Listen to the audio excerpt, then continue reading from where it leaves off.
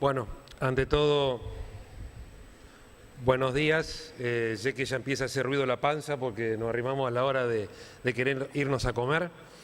Es realmente un placer para mí estar aquí, luego de algunos intentos fallidos que tuvimos con Fernando en ediciones anteriores del simposio, por cuestiones también de agenda propia. Y realmente quiero felicitar a los organizadores porque ni con Esteban Giovalli, ni con Juan, ni con Fernando teníamos la más pálida idea de lo que iba a hablar cada uno, y a mí que me toca cerrar esta mañana veo la consistencia y el hilo conductor que hay detrás de esto, y realmente es un mérito de los organizadores. Bueno, yo me toca hablar a mí, somos un grupo, por suerte, excepto del que habla, de muchos jóvenes. Ahí están Cecilia, Guillermo, Rafael y Gabriel, que son 4 chicos jóvenes que están trabajando conmigo. Uno se encuentra, que es Guillermo Balboa, haciendo su doctorado en Kansas, con un amigo de la casa, que es Ignacio Ciampiti, y el resto, por suerte, porque si no tendría que echar llave a la oficina, están conmigo y son los que generalmente le toca hacer el trabajo. Hablando un poco de lo que hablaba recién Fernando, el tema de las brechas, la propuesta de temario es discutir esta brecha de rendimiento potencial y real del maíz, al menos en la zona de Río Cuarto, trabajo que venimos haciendo, discutir lo que son los modelos tecnológicos de producción frente a una coyuntura económica a nivel de lote muy difícil. Creo que la alternativa más inteligente es, hay dos factores que definen la rentabilidad de un cultivo, básicamente son el precio y el rendimiento.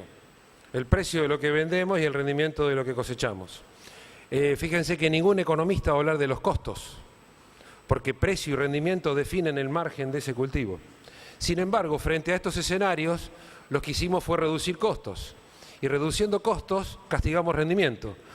Teniendo la certeza de que tenemos bajos precios, castigar rendimiento nos garantiza el quebranto económico. Sin embargo, esta fue la racionalidad productiva con la que encaramos la campaña pasada y que creo que debemos revisar. Por otro lado, buena parte de estas estrategias productivas se van a centrar en lo que es la fertilización balanceada. Por suerte cuento con bastante experiencia en este tema. Para cerrar, en algo que nombraba recién Fernando, mediante la técnica del manejo sitio específico de los cultivos, o lo mal llamada herramientas de agricultura de precisión, como una estrategia para poder achicar estas brechas productivas y sostener rentabilidad en el campo, que es en este momento nuestra principal preocupación.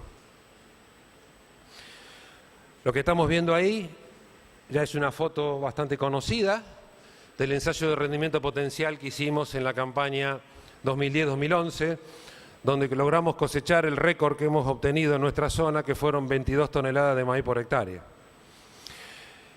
En este contexto, desde el año 2005-2006, como decía recién Fernanda, venimos haciendo este estudio, y lo que estoy graficando aquí, en línea azul gruesa, es el rendimiento potencial alcanzado bajo condiciones no limitantes hídricas ni nutricionales, ni de plagas, ni de enfermedades, ni maleza, y cantándoles un tango a la mañana en las plantas, porque está en el campo de enfrente de la universidad, en el cual logramos estabilizar esa producción en niveles realmente insospechados para mí, muy altos, más altos que lo que el doctor y gran profesor Fernando Andrade decía que podíamos obtener, y posiblemente esta explicación se deba a una gran mejora en la genética de maíz que hemos tenido en proporción a los trabajos iniciales de Fernando.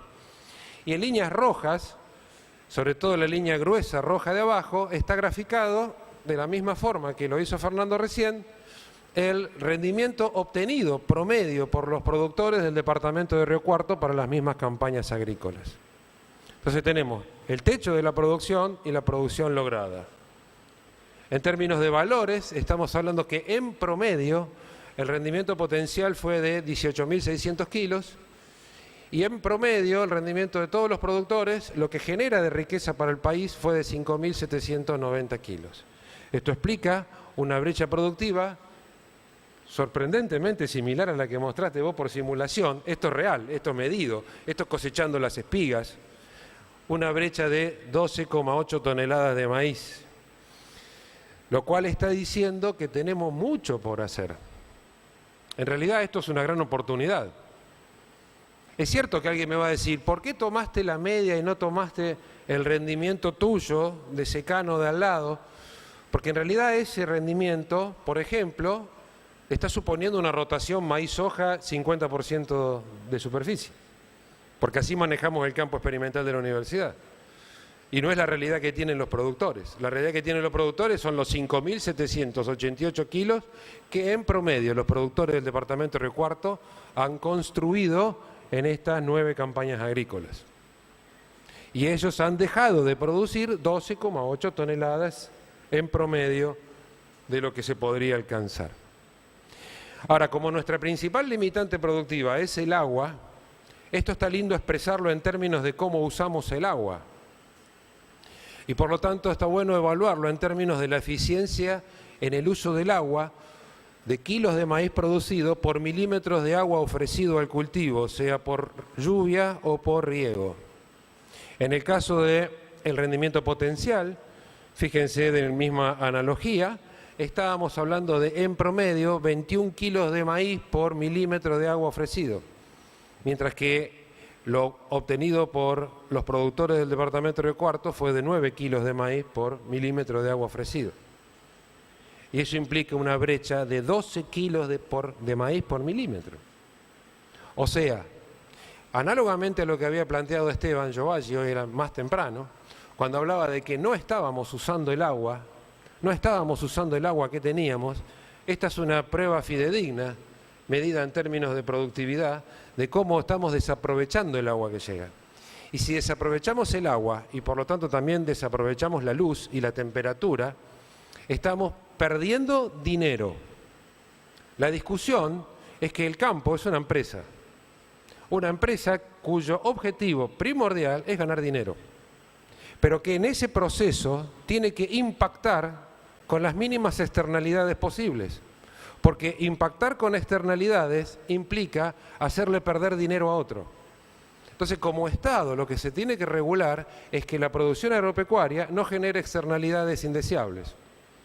Dicho de otro modo, producir generando el mínimo impacto posible, pero siempre dentro de un enfoque empresarial de máximo retorno. Estas dos comparaciones entre la productividad potencial y la productividad real también la podemos explicar en términos de uso de nutrientes. Aquí voy a graficar las dosis promedio utilizadas para los 4 principales nutrientes en los cuales nos hemos cansado de encontrar respuestas en nuestro departamento: nitrógeno, fósforo, azufre y zinc en el cultivo de maíz, y las dosis promedio utilizadas por los productores mediante un trabajo de relevamiento de encuestas que hizo mi universidad. Estas serían las dosis promedio utilizadas en los ensayos de maximización de la producción de maíz, de rendimiento potencial. 269 kilos de N, 51 kilos de P, 53 kilos de S y 1,5 kilos de zinc, bastante distintas a las que mencionó Juan como el promedio nacional. Entre paréntesis podemos ver cuál fue la dosis de extracción para ese rendimiento de 18,6 toneladas promedio. Fíjense que prácticamente en todos los nutrientes estamos en una reposición completa. Inclusive en algunos estamos en recuperación, como es el caso del zinc o el caso del azufre. Y estas son las dosis que aplican los productores del departamento de Río Cuarto. 23 kilos de N, 18 kilos de P, 17 de S y 1,5 de 0 de zinc. Eso es, aplican en el cultivo de maíz. Cuando Juan mostraba cómo esto se diluye, es porque sembramos un 20% de maíz o 70% de soja. Cuando a eso lo diluyo, esa proporción de superficie, debo estar prácticamente en los mismos valores que mostró Juan. Pero entre paréntesis está lo que se extrae con esa producción de 5.780 kilos, que es una producción relativamente baja. Y vamos a decir que estamos más o menos bien en fósforo, más o menos bien en azufre y bastante mal en zinc, porque no reponen nada los productores. ¿Y por qué estamos más o menos bien en fósforo si el suelo se empobrece? Bueno, porque la rotación es 5 años de soja sin fertilizar con fósforo, 1 año de maíz donde apenas se cubre lo que se saca. Ahora, el problema grande de la brecha productiva en términos de manejo nutricional está en el manejo del nitrógeno. Fíjense que donde más diferencia hay es donde menos se está reponiendo y es donde mayor es la cantidad de fertilizante aplicado para obtener el rendimiento potencial de maíz en la región de Río Cuarto. El problema de esto básicamente es una aproximación empresarial de minimización de costos y de una gran aversión al riesgo por parte de los productores, con un gran temor a la sequía. En Río Cuarto nos caracteriza muchas veces la sequía. De hecho, en la actualidad, el 80% de la superficie de maíz es maíz tardío, que pierde en relación al rendimiento potencial, pero gana en relación a la estabilidad, porque va a poner la floración en febrero con un ambiente hídrico un poquito más favorable o un poquito más estable. Entonces, frente a este escenario de que la economía empieza a erosionar gravemente la rentabilidad del sector agropecuario, ¿cuál es la salida? La salida es que necesitamos más modelos agronómicos más novedosos. Alguien dice, tenemos que evaluar más la rentabilidad, los costos y lo que hacemos en términos económicos, pero la valoración económica es un cálculo matemático realizado sobre un modelo agronómico. Los que siguen mandando en la economía del campo somos los agrónomos, no los economistas. Desgraciadamente, yo veo muchos exalumnos que hoy saben más de economía que de agronomía. Pero para hacerle ganar plata al campo, lo que hace falta es saber más agronomía que economía. Y vamos a discutir sobre esos modelos agronómicos. Este es un ensayo que me encanta, es lo nuevo que estamos tratando de armar en la universidad, en el área nuestra. Una idea que es del doctor Fred Billow de la Universidad de Illinois, y lo menciono porque la patentó. Y lo que él propone es, ¿cuál sería el nivel tecnológico óptimo para una región en función del conocimiento agronómico de esa región? ¿Y cuál sería el nivel tecnológico que esa región utiliza? Entonces a esto le llamamos alta tecnología y baja tecnología. Fíjense qué análogo que es con lo que decía Juan. Realmente existe el duende de la agronomía que anda detrás de todo esto.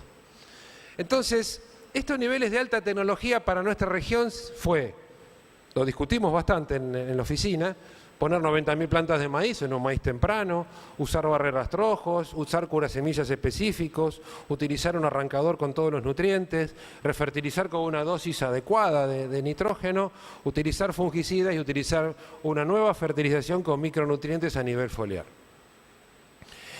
Frente a eso, ¿qué es lo que hace un productor medio de nuestra zona? Bueno, siembra con menos plantas, no utiliza barrerrastrojos, no utiliza curasemilla, utiliza un arrancador simple, aplica bastante menos nitrógeno, no usa fungicidas y no utilizaría micronutrientes. Esa salida sería, tenemos que achicar costos, vamos a esa, y esa es la que hace la mayoría de la gente. Y frente a esto, el doctor Ferdilo le dice, tenemos que ponerle valor a cada tecnología. Entonces empieza a reemplazar alternativamente una tecnología de alta tecnología por una de baja. Entonces se generan los 9 tratamientos que están ahí arriba. Y al de abajo le empieza a reemplazar por una de alta y se generan los 9 que están abajo. Es un ensayo muy lindo, pero los chicos me odian porque esto tiene 18 tratamientos. Cuando uno le mete 4 repeticiones, esto es un infierno. Ahora, creo que nos ayuda a decidir cuáles son los modelos agronómicos que tenemos que adoptar a cada región. Porque todas estas técnicas, muchas de ellas tienen interacciones, tienen sinergismos. Y si no los cuantificamos, nos perdemos parte de la historia en términos empresariales y en términos económicos. Solamente porque esto, fíjense que es de la campaña 14-15, tenemos las manos todavía lastimadas con las chalas de haber cosechado, no logramos procesar toda la info, pero traje algunas fotitos. Y como vinimos al simposio del IMNI, dije, bueno, vamos con los fertilizantes. Entonces vimos, ¿qué le pasa al productor de alta tecnología que pierde alguna de ellas porque trata de minimizar riesgos, me gusta más que la palabra mezquino? ¿O qué le pasa al productor de baja tecnología que arriesga o que mejora su manejo y agrega una tecnología de mayor producción? En términos relativos, en términos porcentuales, bueno, ahí tenemos 11 toneladas contra 9,7 toneladas, un año de buenas precipitaciones fue este. Lindo año para la agricultura de Córdoba. Prácticamente 1,6, 1,7 toneladas de diferencia entre alta tecnología y baja tecnología. Y en relación a los manejos de los dos ambientes, ocurrió que al de alta tecnología, el impacto del número de plantas, perder densidad, fue lo que le dio un poquito más de pérdida en la producción obtenida, alrededor de un 10%. Y al productor de bajas tecnologías, agregar fertilización en términos de nitrógeno y de fósforo, o de fósforo balanceado con otros micronutrientes, le dio un mayor aumento de la producción de su campo. A esto luego cualquier economista le podrá poner números y resolver qué es lo que económicamente conviene.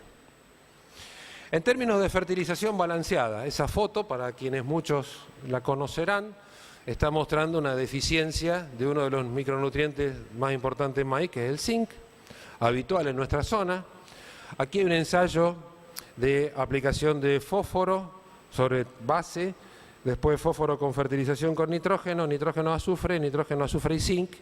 Y fíjense qué está ocurriendo con los incrementos de rendimiento como consecuencia de ir agregando combinaciones nutricionales, y si esto lo transformamos en la eficiencia en el uso del nitrógeno, cuántos kilos de grano producimos por cada kilo de fertilizante o de nutriente gastado vía fertilización, vemos que evidentemente la combinación de todos los nutrientes mediante una fertilización balanceada adecuada a ese suelo nos da las mejores eficiencias. Y por otro lado, cuando esto lo relacionamos a la relación de precios que tenía ayer el nitrógeno y el maíz, no la campaña donde se ganaba mucha plata, exactamente la relación de precios de ayer, está mostrando cómo un productor prácticamente apenas cubre los costos en un manejo nutricional clásico y ganaría dinero si utiliza un manejo nutricional balanceado. En términos de la eficiencia agronómica de uso del fósforo, que es básicamente lo mismo, con o sin la inclusión de zinc, mediante 6 experimentos, de nuevo, para los precios, la relación de precios que obtuve vía internet ayer, estamos diciendo que ganamos un 55% por aplicar zinc conjuntamente con fósforo en los suelos de Córdoba, y que el costo en términos de kilos, de 52 kilos, genera una mayor rentabilidad cuando está equilibrado con zinc que si no lo está.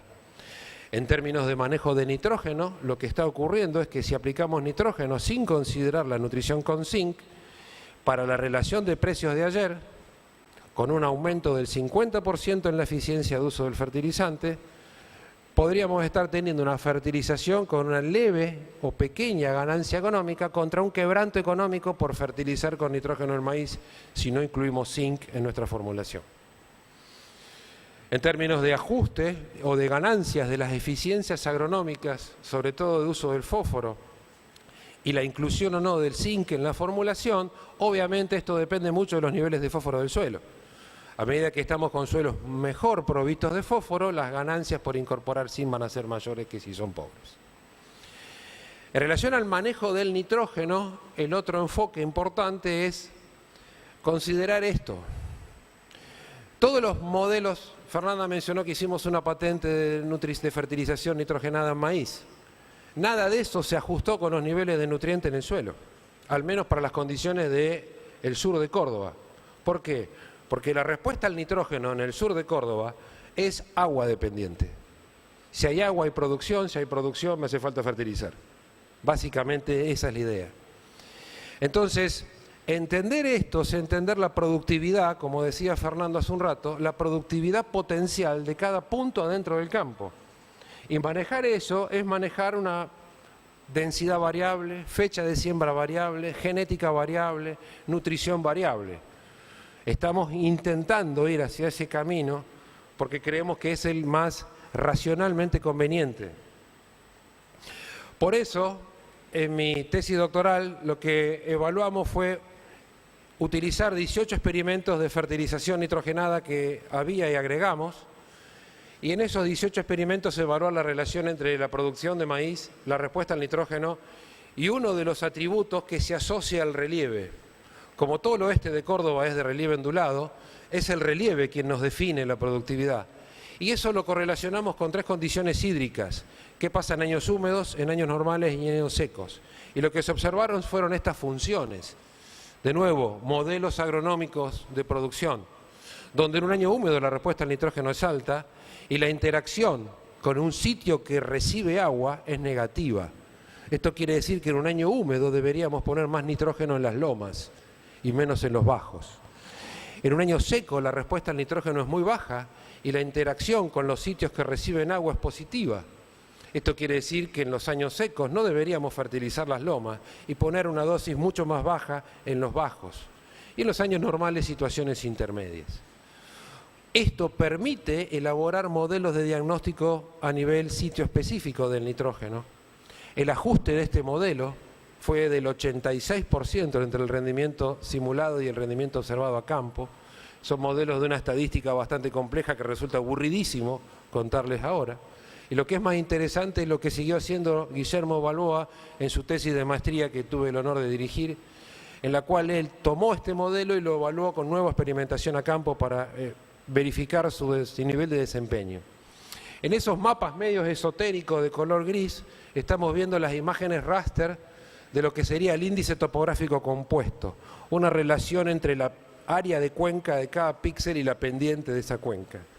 Un índice alto es un lugar que recibe agua, un índice bajo es un lugar que escupe agua. En colores oscuros se ven los lugares que reciben agua, en colores claros se ven los lugares que escupen agua. Hacia la derecha, en colores, estarían para un año húmedo lo que se tendría que haber utilizado de nitrógeno según el modelo que acabo de contar. Lo que hizo Guillermo fue cortar un filete de esa foto y ponerlo realmente a práctica en el campo, variando la dosis con máquinas especializadas y comparándolo contra dosis fijas. Esto fue lo que le ocurrió. Él tuvo 4 experimentos, 2 cayeron en años húmedos y 2 cayeron en años secos. Así quedan los mapas de nitrógeno variable para años secos. Uno diría, bueno, no le pongas en ningún lado, porque todo lo rojo es dosis cero. Pero hay lugares donde conviene poner hasta 80 o 90 kilos de N ahí adentro. ¿Qué es lo que encontró? Comparó esta técnica con hacer manejo variable mediante zonas de manejo. Y lo que se observa básicamente, y lo que él encontró, es que se gana en la eficiencia agronómica de uso del nitrógeno un 50%, como se puede ver ahí abajo, como consecuencia de hacer dosis continuamente variable de nitrógeno contra hacer dosis por zona de manejo. ¿Qué ocurre cuando juntamos este manejo del nitrógeno con manejo de fósforo y manejo de densidad? Mediante zonificación, zonificación hecha con mapas de años anteriores, se hizo y en experimentación previa se determinó para un año que una zona podría requerir 30 kilos de P o 40 kilos de P, 80.000 semillas o 60.000 semillas. Y arriba de ese mapa le hicimos este mapita de nitrógeno variable como consecuencia de ese modelo que estamos hablando. Esto es bastante sencillo de hacer, parece medio raro, pero no es difícil de hacer. Lo que encontramos es cuál fue el impacto de hacer todo variable contra la misma cantidad aplicada de forma promedio o lo que hace el productor. Y los resultados son lo que están viendo aquí. Y esto lo hicimos en maíces tempranos y en maíces tardíos. Lo que se ve es que la aplicación todo variable da 11,9 toneladas y que es superior a la misma cantidad aplicada en forma promedio de 11,3 toneladas. Ganamos 0,6 toneladas por hectárea por gastar la misma cantidad de insumos, solo que las repartimos espacialmente de manera diferente. Y eso, la dosis promedio fue superior a la dosis productor porque lo que estamos haciendo con la dosis promedio es un manejo de una dosis mucho más eficiente.